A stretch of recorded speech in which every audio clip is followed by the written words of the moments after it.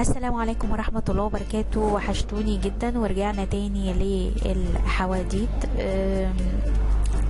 تسمية الحواديت او فكرة الحواديت ان انا كنت بشوف برنامج او مسلسل كرتون في رمضان كنت بحبه جدا، كان اسمه نور وبوابة التاريخ. وكانت بتعجبني قوي شخصية البنوتة اللي فيه، خاصة ان انا اساسا بحب اسم نور جدا. فمنها قررت ان انا اجرب الموضوع ده، وخاصة ان انا بحب جدا ان انا احكي حواديت للاطفال. بس المشكلة بقى في انك انت التاريخ ان انت تحوله لحدوتة، وان انت تلغي فكرة ان هو سرد معلومات ودش، دي حاجة مش سهلة برضه. طيب بما ان احنا خلاص بقى هنبتدي حواديت نور، خلونا نبتدي الحدوتة على طول. بس ما تنسوش لايك وشير للفيديو وسبسكرايب للقناة. حدوتنا النهاردة عن مدينة حلوة جدا ومدينة مهمة جدا، وتعتبر فيها آثار كتير جدا وبنزورها كتير. سقارة، هرم زوسر، مدينة منف. مدينة منف كان ليها عدد مسميات، زي ما احنا عملنا فيديو عن اسامي مدينة طيبة، فمفروض ان احنا نعمل فيديو عن اسامي مدينة منف. كان يا مكان يا سادة يا كرام، لا يحلى الكلام إلا بذكر النبي عليه الصلاة والسلام. مدينة منف كان ليها مسميات كتير جدا، وطبعا اسم منف مشتق من اسم من الأسامي. مدينة منف اللي هي كان أسسها الملك مينا أو ناعرمر، على حسب الآراء الكتيرة قوي اللي بتقول إن هم شخص واحد. وأصبحت هي عاصمة لمصر. طبعا كان بيحصل تغيير للعاصمة فترات معينة، بس برضو فضلت أهمية منف أهمية سياسية ودينية، خاصة إن احنا عندنا في معبد فيها اللي هو معبد بتاح، ولسه هنتكلم عنه. مدينة منف من الأسامي اللي أطلقت عليها كلمة إينب حج. إينب حج يعني الجدار الأبيض. من الأسامي برضو اللي أطلقت عليها كلمة إينيبو بمعنى الأسوار. إينب حج البعض بيقول إن مسمى الجدار الأبيض. طب اشمعنى الجدار الأبيض؟ ليه مش الأحمر أو الأخضر أو الأصفر؟ قال لك بص، في آراء كتيرة. في البعض بيقول لك لا، أصل هو السور اللي اتبنى حوالين المدينة كان معمول من الحجر الجيري الأبيض، فعشان كده اسمه الجدار الأبيض. وفي بيقول لك أصل المدينة يعني السور اتبنى الأول من الرديم والدبش الصواب، بعد كده اتكسى بالحجر الأبيض، فعشان كده اسمه الجدار الأبيض.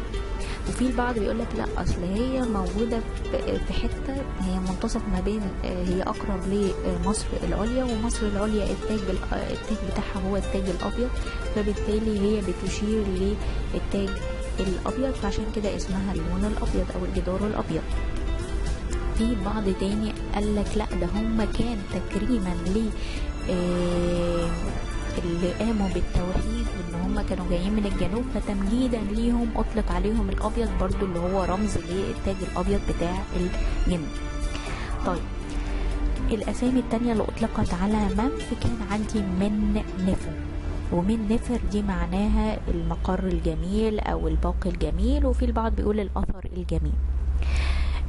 اسم من نفر ده هو اسم الهرم بتاع الملك بيبي الاول، فعشان كده بيتقال ان كلمة من نفر اللي هي اصبحت منف، يعني من نفر دي ما اطلقتش على المدينة الا الاسرة الثانية، وفي البعض بيقول لك لا، من الاسرة الثانية.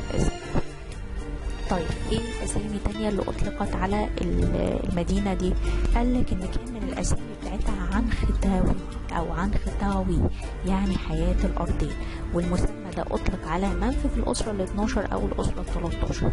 في عندي كمان ميخاطاوي يعني ميزان الارضين، وفي عندي برضو برنيبو يعني مدينة الجدران، وفي عندي كلمة نيوت نح مدينة الأبدية، وهنا المقصود بيها مش منف، المقصود بيها جبانة منف اللي منها سقارة. وطبعا من المسميات اللي أطلقت على منف كمان حوت بتاح، يعني مقر روح بتاح، وكمان في اسم حوت بتاح. لان كان في مدينة منف بنى الملك مينا او نعرمر معبد للنتر بتاح في جنوب مدينة منف. وحتى بتاح وسكر كان بيحصل ما بينهم تشابه كبير، عشان كده سكر هو اسم الذي أخذ منه اسم سقارة اللي هي جنبانة منف. وكان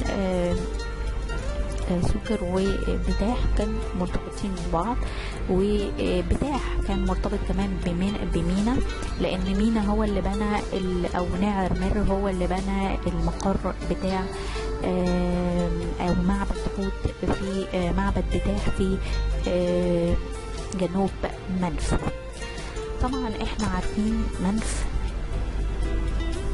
الجنبانة بتاعتها سقارة، وطبعا احنا عارفين ان سقارة دي اطلق او تعتبر اللي انا بسميها يعني الكتاب المفتوح اللي فيه آثار من كل العصور التاريخية القديمة في مصر القديمة. يا ريت اللي ما راحش سقارة يروحها ويشوفها ويشوف مقابر الأفراد ويشوف الحياة اليومية والحياة الدينية اللي موجودة هناك.